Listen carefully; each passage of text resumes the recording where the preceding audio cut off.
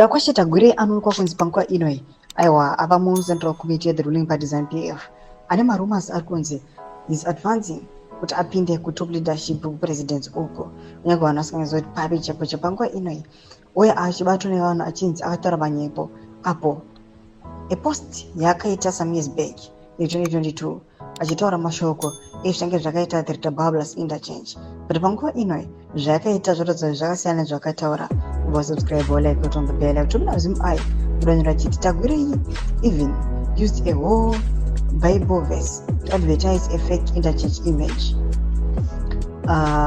Twatapenda paendo ya Tagwirei zvamuri kuona anoposta that interchange yamuri kuona iyo yasaratidza kuti pane humhizha hwakaitirwa hunoshamisa ende hunodadisa. Panapa anouya akambana netext iri kuona kuti is a Bible verse yamuri kuona yakanzi Nehemiah 2:17-18 ichinzi, then I said to them, you see the best situations we are in. Jerusalem is desolate and its gates burned by fire. Come, let us rebuild the wall of Jerusalem so that we will no longer be reproached. I told them how the hand of my God had been favorable to me, and also about the king's words which he had spoken to me. Then they said, let us arise and build. So they put their hands to the good work.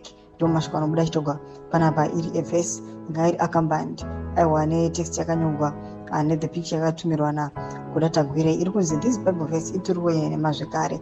Is on top of that anochipa vanhu information inema kana kuva misleader pamusoro apo achinge aposta in interchange inosarodza kuti that interchange yakaposta the interchange iripo paTabablas right now zvinhu zvinosarodza zviri divergent achibonosangana zviri kure nakure. Masvika ari kuonekwa kunzi ndo panova vanhu vachisatisfy kuti aiwa mari dzinge dziri kurohwa apo kuti these guys vachiposta this interchange vachivimbiswa ndivo vachavaka obva vabhajeta 8